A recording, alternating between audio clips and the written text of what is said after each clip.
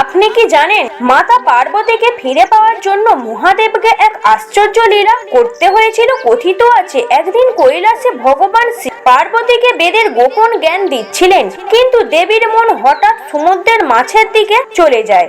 এতে শিবাজি বলেন, দেবী, তোমার মন আজ মৎস্যজীবিনীর মতো চঞ্চল, তাই তুমি পৃথিবীতে মৎস্যজীবীর কন্যা হয়ে জন্ম নেবে। অভিশাপ অনুযায়ী পার্বতী দক্ষিণ ভারতে এক মৎস্যজীবী রাজার ঘরে জন্ম নিলেন। প্রভু এক বিরহ দেখে নন্দী এক বিশাল মাছের রূপ নিয়ে সমুদ্র তাণ্ডব শুরু করলেন।